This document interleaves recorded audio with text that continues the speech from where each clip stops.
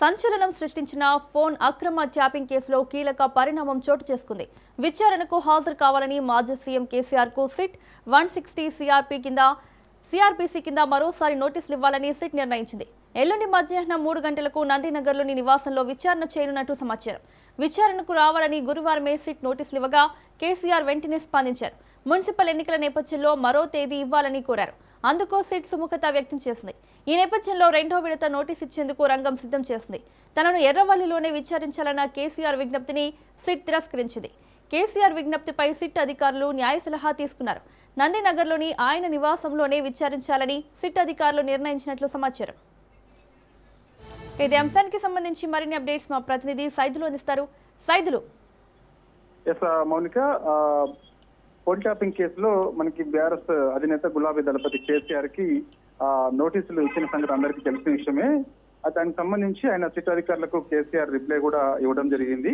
అయితే ఈ రోజు యాక్చువల్ గా విచారణ ఉండేది. అయితే ఈ రోజు విచారణకి నేను హాజరు కాలేనని ఆయన కేసీఆర్ నిన్ననే సిట్ అధికారులకు చెప్పడం జరిగింది. అయితే ఈ రోజు మరోసారి సిట్ అధికారులు కేసీఆర్ కి నోటీసులు ఇచ్చే అవకాశం ఉందని చెప్పేసి కూడా మనకి సమాచారం అందింది. దానిలో భాగంగా మనం బంజారాహిల్స్ నందినగర్ కేసీఆర్ నివాసం ఇంటి దగ్గరే ఉన్నాము. సో మరి కాసేపట్లో కేసీఆర్ కి సిట్ అధికారులు ఫోన్ ట్యాపింగ్ కేసులో విచారణకి తప్పనిసరిగా హాజరు కావాలని, లేదంటే ఆయన వయసు రీత్యా 65 ఎబోవ్ ఉంది కాబట్టి సుప్రీంకోర్టు గైడ్లైన్స్ ప్రకారం తను ఎక్కడ చెప్పినా కూడా వచ్చి విచారణ చేసేందుకు సిద్ధంగా ఉన్నామని చెప్పేసి మరి కాసేపట్లో నోటీసులు ఇస్తారని చెప్పేసి కూడా మనకి సమాచారం అందింది. సో మనకు అందుతున్న సమాచారం ఏంటంటే మళ్ళీ ఇప్పుడు రేపు మరోసారి కేసీఆర్ కి సిట్ అధికారులు నోటీసులు ఇచ్చే అవకాశం ఉంది. మనకి ఎల్లుండి అంటే ఆదివారం రోజు మధ్యాహ్నం 3 గంటలకి నందినగర్ బంజారాహిల్స్ లో ఉన్నటువంటి నందినగర్ నివాసం కేసీఆర్ నివాసం, సో అక్కడ అందుబాటులో ఉండేలా ఉండండి అని చెప్పేసి ఆ నోటీసులో పేర్కొనే అవకాశం ఉందని కూడా మనకైతే సమాచారం అందుతుంది. సో మనకి రేపు అంటే 10 గంటలకు ఇస్తారని చెప్పేసి అంటున్నారు. చూడాలి 10 గంటలకు ఇస్తారా, 11 గంటలకు ఇస్తారా, 12 గంటలకు ఇస్తారా. సో ఈ మధ్యలో ఈ 3 గంటల వ్యవధిలోనే ఇచ్చే అవకాశం ఉందని కూడా తెలుస్తుంది. సో రేపు నోటీసులు ఇంక ఎటువంటి అంశాలు పేర్కొనే అవకాశం ఉంటుందని కూడా మనకి తెలిసే అవకాశం అయితే ఉంది. ప్రస్తుతం అయితే కేసీఆర్ కొన్ని ఆయన నోటీసుల్లో అంటే సిట్ అధికారులకు రిప్లై ఇచ్చినప్పుడు కొన్ని అంశాలు పేర్కొన్నారు. అంటే ఏమని, మనకి ఎర్రవల్లి ఫామ్ హౌస్ లో విచారణ చేయండి అని చెప్పేసి కూడా నోటీసులు పేర్కొన్నారు. కాబట్టి ఎట్టి పరిస్థితుల్లో కూడా ఎర్రవల్లి ఫామ్ హౌస్ లో సిట్ అధికారులు విచారణ చేయరని చెప్పేసి కూడా తెలుస్తుంది. ఎందుకంటే బంజారాహిల్స్ హైదరాబాద్ పరిధిలో బంజారాహిల్స్ కాకపోయినా సరే హైదరాబాద్ పరిధిలో ఎక్కడైనా సరే విచారణ చేసేందుకు మేము సిద్ధంగా ఉన్నామని కూడా చెప్పారు. కాబట్టి సో రేపు కూడా ఒకవేళ కేసీఆర్ కి నోటీసులు ఇస్తే మాత్రం ఖచ్చితంగా ఈ అంశాన్ని కూడా పొందుపరిచే అవకాశం అయితే ఉంది. రేపు మరోసారి కేసీఆర్ కి సిట్ అధికారులు నోటీసులు ఇచ్చే అవకాశం అయితే ఉంది.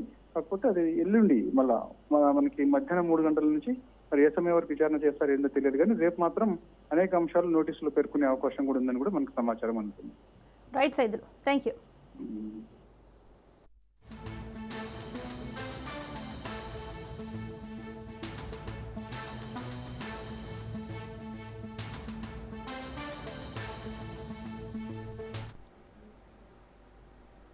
తెలంగాణలో మున్సిపల్ ఎన్నికల నామినేషన్ల గడువు ముగిసింది.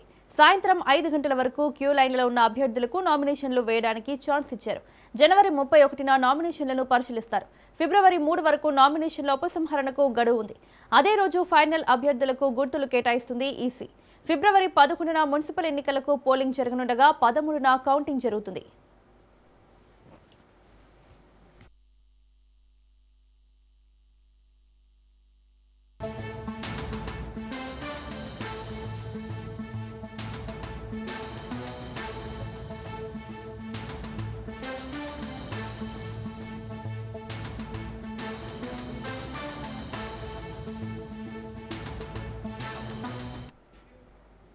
రాష్ట్ర వ్యాప్తంగా 116 మున్సిపాలిటీలు 7 కార్పొరేషన్లకు ఎన్నికలు నిర్వహించనున్నారు. ఈ ఎన్నికల్లో 52.43 లక్షల మంది ఓటర్లు తమ ఓటు హక్కును వినియోగించుకోనున్నారు. మహిళలు 26.80 లక్షలు, పురుషులు 25.62 లక్షలు, ఇతరులు 640 మంది ఉన్నారు.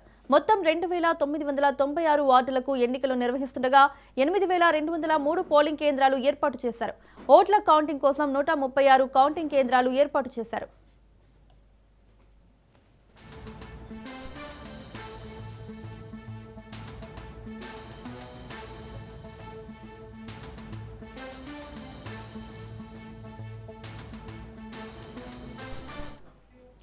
ఫిబ్రవరి 3 వరకు విత్డ్రాలు నిర్వహించి అదే రోజు అభ్యర్థులకు గుర్తులను కేటాయిస్తారు. ఫిబ్రవరి 11న పోలింగ్ జరగనున్న నేపథ్యంలో 48 గంటల ముందే ప్రచారం ముగుస్తుంది. అంటే వచ్చే ఫిబ్రవరి 9వ తేదీన ప్రచారం బంద్ అవుతుంది. ఈ లెక్కన అభ్యర్థులు కేవలం 6 రోజులు మాత్రమే ప్రచారం చేయాల్సి ఉంటుంది.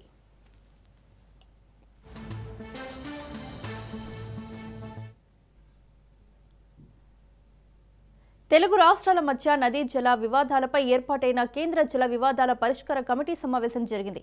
ఈ సమావేశం ఢిల్లీలోని సిడబ్ల్యూసి కార్యాలయంలో జల సంఘం చైర్మన్ అధ్యక్షతన దాదాపు 2 గంటల పాటు కొనసాగింది. సమావేశానికి సిడబ్ల్యూసి అధికారులు, కృష్ణా నది యాజమాన్య మండలి, గోదావరి నది యాజమాన్య మండలి, నేషనల్ వాటర్ డెవలప్మెంట్ ఏజెన్సీ చైర్మన్లు, కేంద్ర జల సంఘం చీఫ్ ఇంజనీర్, తెలుగు రాష్ట్రాల ఉన్నతాధికారులు హాజరయ్యారు.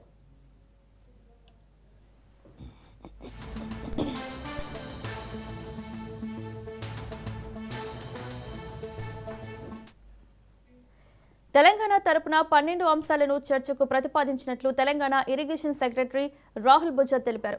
పోలవరం, నల్లమల సాగర్ ప్రాజెక్టులను అజెండాలో చేర్చవద్దని స్పష్టం చేసినట్లు వెల్లడించారు. 2 రాష్ట్రాల మధ్య కృష్ణా, గోదావరి నదీ జలాలకు సంబంధించి అనేక సమస్యలు, వివాదాలు కొనసాగుతున్నాయన్నారు. ఈ సమావేశంలో ఏపీ తన అజెండాను వెల్లడించలేదని రాహుల్ బుజ్జా తెలిపారు. తదుపరి సమావేశం నిర్వహణపై సిడబ్ల్యూసీ నిర్ణయం తీసుకుంటుందని వెల్లడించారు.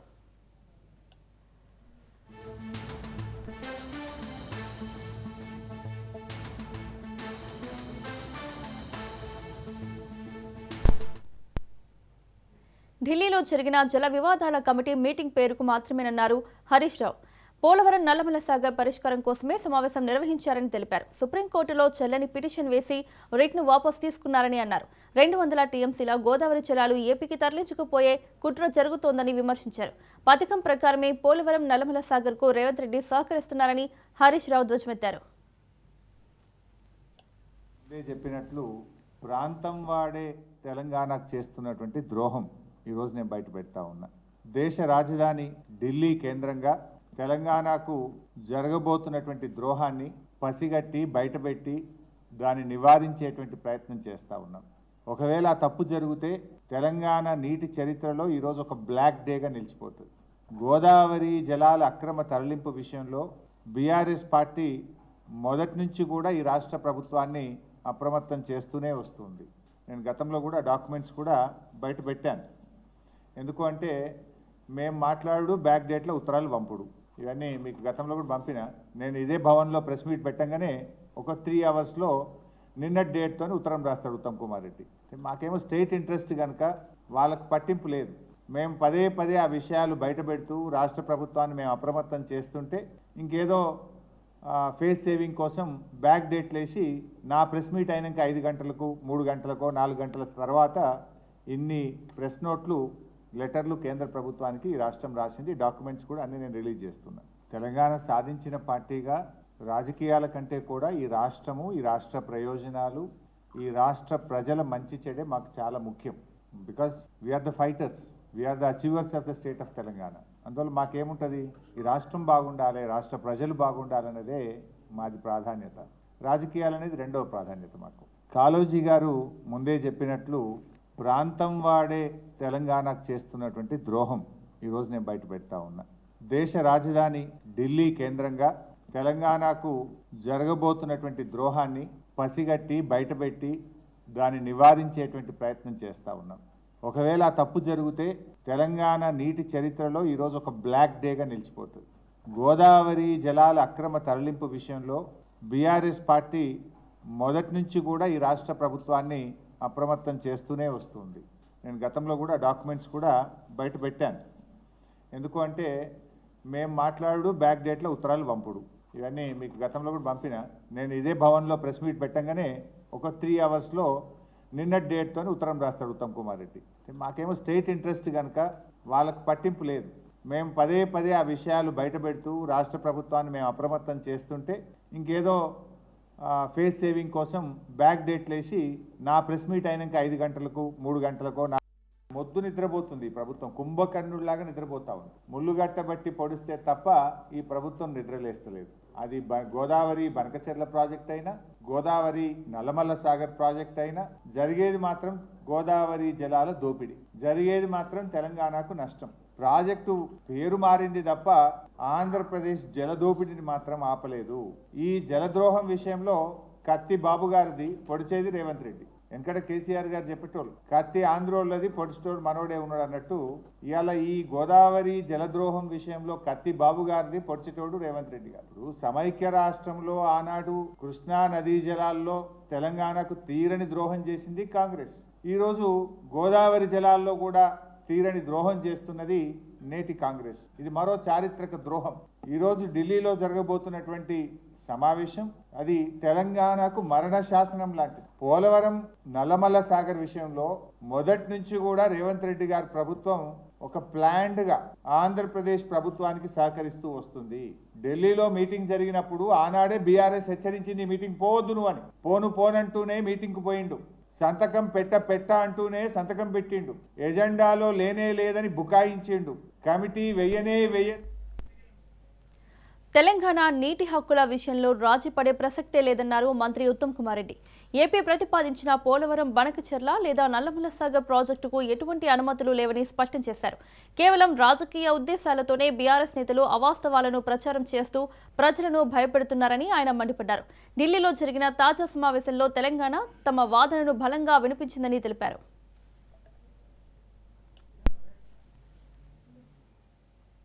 వాళ్ళు కోఆపరేట్ చేసిన విషయం కూడా నేను మనం చేస్తున్నారు.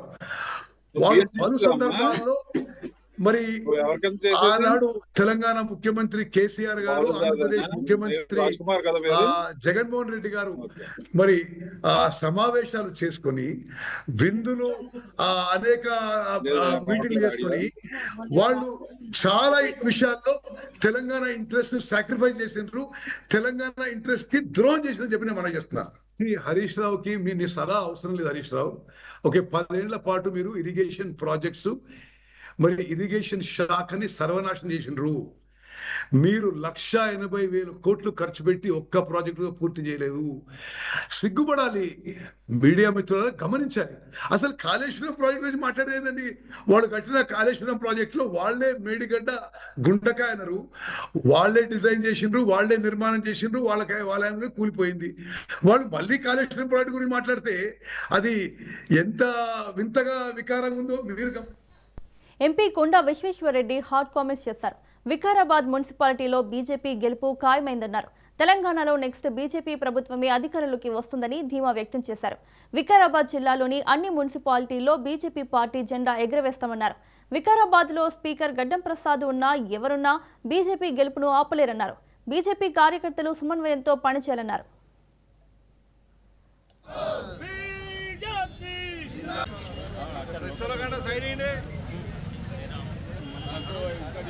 వాళ్ళని ఉండేది మీరు అనుకున్నారు. క్యాండిడేట్లు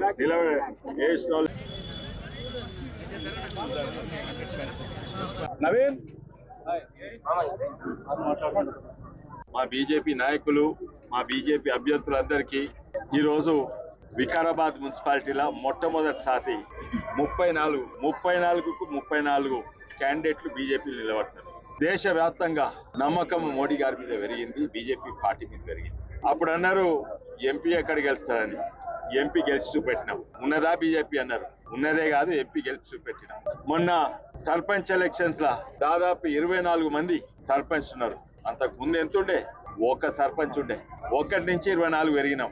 రాజకీయాలైనా, ఆర్థిక శాస్త్రంలో, వైద్య రంగంలో, ఇంజనీరింగ్ అయినా కూడా నువ్వు ఎంత పెద్దగా ఎన్ని కండలు ఎంత బలంగా ఉన్నది కాదు, నువ్వు ఎటు దిక్కు పోతున్నావు. ఆ 2 పార్టీలు ఇంతకు ముందు తెలంగాణ దోసుకున్న పార్టీ, ఇప్పుడు తెలంగాణ నాశనం చేస్తున్న పార్టీ. ఆ 2 కూడా ఎప్పుడో పెద్దగా ఉండొచ్చు కానీ ఎటు దిక్కు పోతున్నాయి, మీ నుంచి కింద పడుతున్నాయి. ఆంధ్రప్రదేశ్ శాసనసభ బడ్జెట్ సమావేశాలకు ముహూర్తం ఖరారైంది. 16వ శాసనసభ 5వ సమావేశాలను ఫిబ్రవరి 11వ తేదీ నుంచి నిర్వహించాలని ప్రభుత్వం నిర్ణయించింది. ఈ మేరకు గవర్నర్ అసెంబ్లీ సమావేశాలపై నోటిఫికేషన్ జారీ చేశారు. ఫిబ్రవరి 11న ఉదయం 10 గంటలకు ఉభయ సభలను ఉద్దేశించి గవర్నర్ ప్రసంగించడంతో ఈ సమావేశాలు అధికారికంగా ప్రారంభం కానున్నాయి. 2026-27 ఆర్థిక సంవత్సరానికి సంబంధించిన వార్షిక బడ్జెట్ను ఫిబ్రవరి 14న ఆర్థిక మంత్రి పయ్యావుల కేశవ్ ప్రవేశపెట్టనున్నారు. అదే రోజున వ్యవసాయ శాఖ మంత్రి కింజరపు అచ్చెన్నాయుడు ప్రత్యేక వ్యవసాయ బడ్జెట్ను సమర్పిస్తారు. దాదాపు 4 వారాల పాటు ఈ సమావేశాలు జరిగే అవకాశం ఉన్నట్లు తెలుస్తోంది.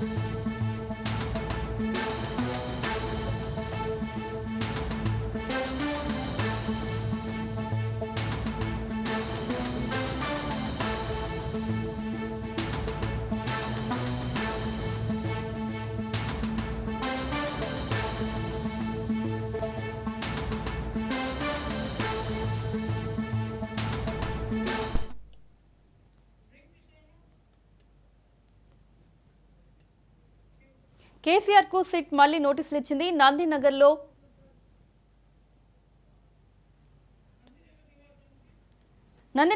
కేసీఆర్ నివాసానికి సిట్ నోటీసులు ఇచ్చింది.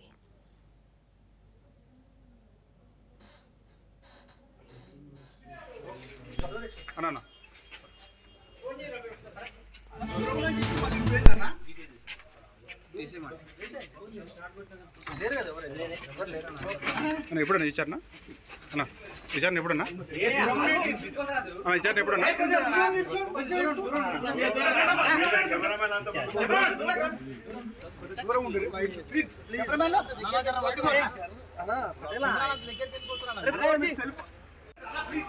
దూరమేనా దూరమేనా అన్నా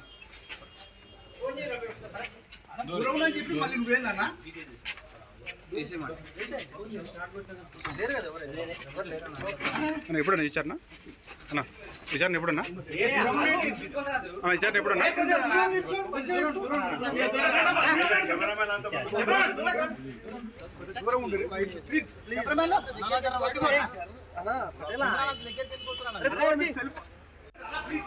దూరమేనా దూరమేనా అన్నా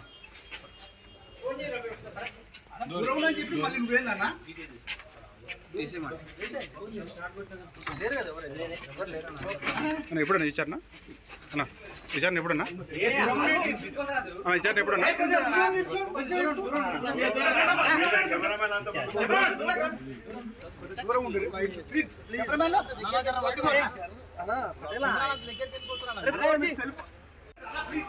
దూరమేనా దూరమేనా అన్నా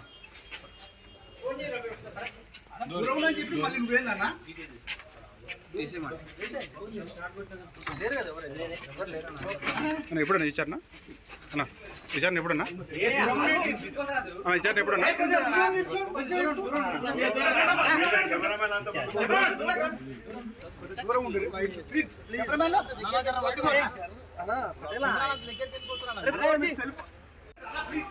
దూరమేనా దూరమేనా అన్నా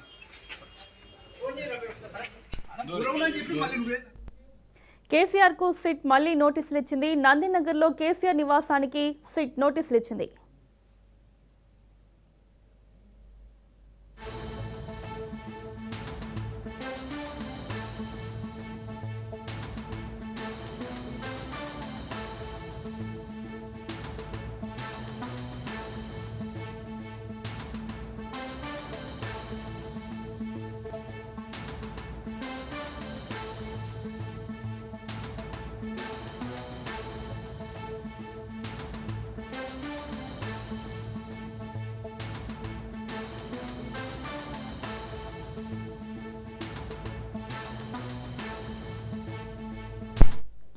ఇదే అంశానికి సంబంధించి మరిన్ని అప్డేట్స్ మా ప్రతినిధి సైదులు అందిస్తారు.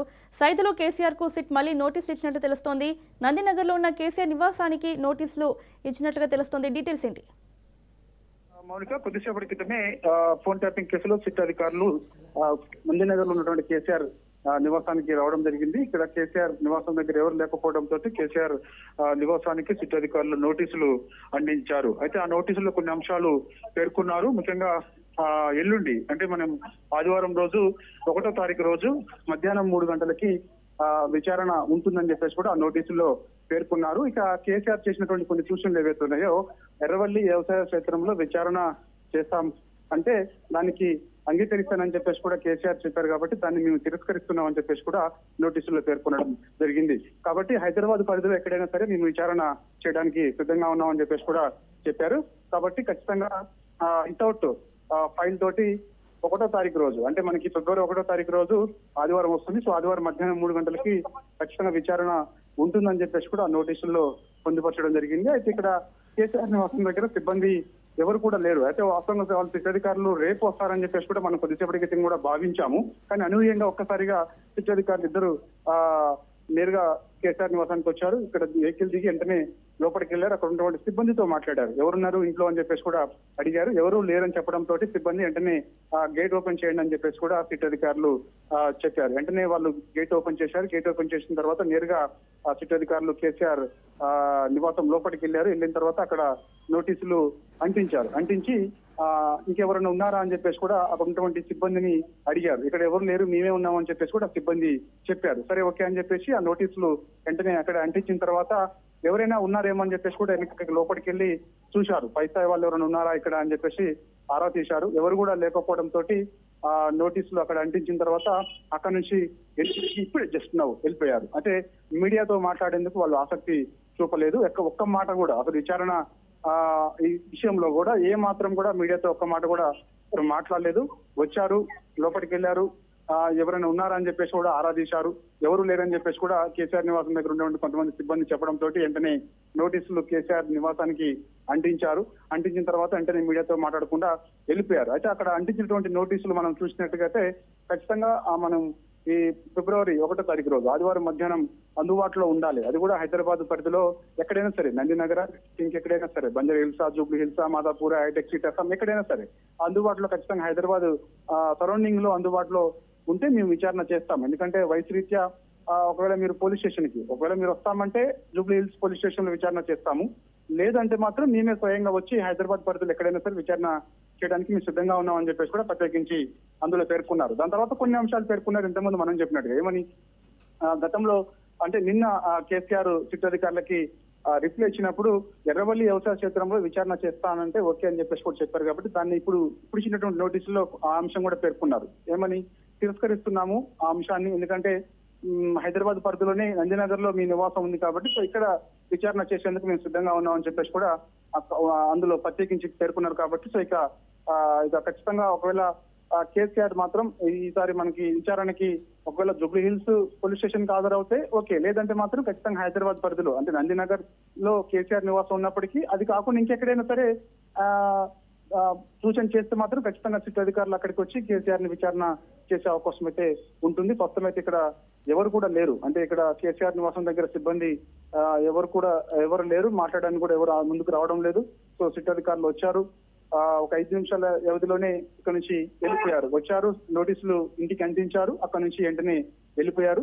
కాబట్టి చూడాలి మరి కాసేపట్లో మరి ఎవరైనా వస్తారా, ఇక్కడికి బీఆర్ఎస్ పార్టీ చెందినటువంటి నాయకులు ఎవరైనా వస్తారా, మాట్లాడతారా ఏంటి అనేది కూడా మనకు తెలియాల్సి ఉంది. సో ఏదేమైనా సరే మనం ముందే అనుకున్నట్టుగా ఖచ్చితంగా ఎల్లుండి ఆదివారం రోజు మధ్యాహ్నం 3 గంటలకు విచారణ ఉంటుందని చెప్పేసి కూడా అందరూ భావించారు. సో దానిలో భాగంగానే అందులో నోటీసులో కూడా అంశం కూడా పేర్కొన్నారు. కానీ ఎవరు ఊహించిన విధంగా అనూహ్యంగా రావడం జరిగింది. యాక్చువల్ గా మరి కాసేపట్లో వస్తారని చెప్పేసి కూడా సాయంత్రం 6 గంటల నుంచి ఇప్పటి వరకు కూడా అంటే దాదాపుగా 3-4 గంటల పాటు కూడా ఇదే తతంగం జరిగింది. సో అనూహ్యంగా సిట్ అధికారులు ఇప్పుడు వచ్చారు. వచ్చి వెంటనే కేసీఆర్ నివాసానికి సిట్ అధికారులు నోటీసులు అంటించి అక్కడి నుంచి వెళ్ళిపోయారు. సో నోటీసులు అందించిన తర్వాత మీడియా చాలా వరకు కూడా అడిగే ప్రయత్నం చేసింది సిట్ అధికారులని. సో ఆ నోటీసులో ఎటువంటి అంశాలు పేర్కొన్నారు, సో ఖచ్చితంగా ఈసారి విచారణకి హాజరు కావాల్సిందే అనే, లేకపోతే ఖచ్చితంగా మేము విచారణ చేస్తాం హైదరాబాద్ లో కాబట్టి సో మీరు ఎక్కడ ప్లేస్ చెప్తే సిద్ధంగా ఉన్నారా అనే అంశాలు మీడియా అడిగినప్పటికీ కూడా సో ఆ విషయంలో ఎక్కడ కూడా వాళ్ళు ఎవరు కూడా మాట్లాడలేదు. అక్కడి నుంచి వెంటనే వారందరూ కూడా వెళ్ళిపోయారు. సో ముగ్గురు అధికారులు వచ్చారు. సిట్ అధికారులు వచ్చి లోపలికి వచ్చి అందించి వెంటనే ఎక్కడి నుంచి వెళ్ళిపోవడం జరిగింది. సో ఏదేమైనా సరే ఇక నోటీసులు కేసీఆర్ ఇంటికి అందించారు కాబట్టి ఫోన్ ట్యాపింగ్ కేసుకు సంబంధించినటువంటి నోటీసులు కేసీఆర్ ఇంటికి కొద్దిసేపటి క్రితమే అందించారు కాబట్టి సో ఖచ్చితంగా మరి ఇక ఆదివారం రోజు మనం మధ్యాహ్నం 3 గంటలకి మరి కేసీఆర్ ఎర్రవల్లి వ్యవసాయ క్షేత్రం నుంచి బయలుదేరి హైదరాబాద్ కు వస్తే నందినగర్ నివాసంలో ఒకవేళ ఆయన అడిగితే విచారణ నందినగర్ నివాసంలోనే చేసే అవకాశం ఉంటుంది. లేదు ఒకవేళ పోలీస్ స్టేషన్ కి కేసీఆర్ వెళ్ళినా కూడా అక్కడ విచారణ చేసేందుకు వాళ్ళు సిద్ధంగా ఉండే అవకాశం అయితే ఉంది. సో ప్రస్తుతం అయితే మరి ఇప్పుడు కేసీఆర్ ఇంటికి నోటీసులు అంటించారు కాబట్టి దీనిపైన మరి ఇక బీఆర్ఎస్ ఏ విధంగా స్పందిస్తుంది ఏంటి అనేది కూడా మనకి కాసేపట్లో తెలిసే అవకాశం అయితే ఖచ్చితంగా స్పందించే అవకాశం కూడా ఉంది నాయకులు. ఎందుకంటే ఇప్పుడే కాబట్టి సో మనకి ఖచ్చితంగా స్పందించే అవకాశం ఉంది. రేపు తెలంగాణ భవన్ లో కూడా కొంత అడావుడి కొనసాగే అవకాశం ఉంది. రేపు తెలంగాణ భవన్ కి పెద్ద ఎత్తున బీఆర్ఎస్ పార్టీ నాయకులందరూ కూడా వచ్చే అవకాశం ఉంది. సో ఇక ఇప్పుడు ఎందుకంటే మున్సిపల్ నామినేషన్ల దాఖలు చేసేందుకు ఈరోజు చివరి తేదీ కాబట్టి సో లీడర్లందరూ కూడా స్థానికంగా ఉన్నటువంటి నియోజకవర్గాలకు అందరూ వెళ్ళిపోయారు కాబట్టి సో రేపు అందరూ కూడా మళ్ళీ తిరిగి హైదరాబాద్ కి వచ్చే అవకాశం ఉంది. సో రేపు తెలంగాణ భవన్లో బీఆర్ఎస్ వర్కింగ్ ప్రెసిడెంట్ కేటీఆర్ గానీ మాజీ మంత్రి హరీష్ రావు కానీ లేకపోతే బీఆర్ఎస్ పార్టీ కీలక నేతలు ఎవరైనా సరే మీడియా ముందుకి వచ్చి మాట్లాడే అవకాశం చాలా స్పష్టంగా కనిపిస్తుంది. కేసీఆర్ నివాసం దగ్గర మనం కాసేపటి ఇక్కడే వేచి చూద్దాం, అంటే ఇంకెవరైనా వస్తారా అనేది కూడా మనకి కాసేపట్లో తెలిసే అవకాశం అయితే ఉంటుంది. సో ఏదేమైనా సరే అందరూ అనుకున్నట్టుగానే ఈరోజు సాయంత్రం నుంచి ఖచ్చితంగా మరి కాసేపట్లో కేసీఆర్ కి ఫోన్ ట్యాపింగ్ కేసులో రెండోసారి సిట్ అధికారులు నోటీసులు ఇవ్వబోతున్నారని చెప్పేసి అనుకున్నట్టే ఇచ్చారు. సో వెళ్ళిపోయారు 5 నిమిషాల వ్యవధిలో కాబట్టి. సో అందులో మాత్రం ఖచ్చితంగా ఈ యొక్క ఎర్రవల్లి వ్యవసాయ క్షేత్రంలో విచారణ చేస్తే దానికి నేను అంగీకరిస్తానని చెప్పేసి కేసీఆర్ చెప్పినటువంటి అంశం ఏదైతే ఉందో ఆ అంశాన్ని వాళ్ళు తిరస్కరించారు. హైదరాబాద్ లోనే మేము విచారణ చేస్తామని చెప్పేసి కూడా ప్రత్యేకించి అందులో పేర్కొన్నారు. కాబట్టి చూడాలి మరి ఎర్రవల్లి వ్యవసాయ క్షేత్రం నుంచి కేసీఆర్ మరి విచారణకి ఎప్పుడు రేపే వచ్చి ఎదురు ఉంటారా, లేకపోతే ఎల్లుండి ఉదయం బయలుదేరే హైదరాబాద్కి ఆయన చేరుకుంటారా ఏంటనేది కూడా మనకి రేపు పార్టీ నుంచి క్లారిటీ వచ్చే అవకాశం అయితే ఉంటుంది. నోటీసులకు సంబంధించి ఫర్దర్ గా బీఆర్ఎస్ కూడా ఏ విధంగా ముందుకెళ్లాలి ఏంటనేది కూడా మనకి రేపు తెలిసే అవకాశం ఉంటుంది. రైట్ సేదు, థ్యాంక్ యూ.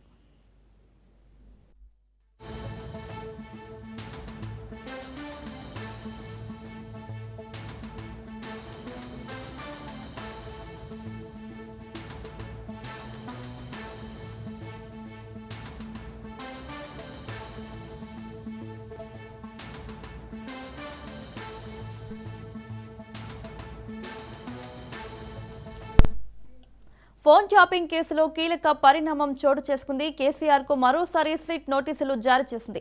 కేసీఆర్ విచారణకు సిట్ అధికారులు డేట్ ఫిక్స్ చేశారు. ఫిబ్రవరి 1న అందుబాటులో ఉండాలని తెలిపింది సిట్. ఆదివారం మధ్యాహ్నం 3 గంటలకు కేసీఆర్ ను విచారించనున్నారు.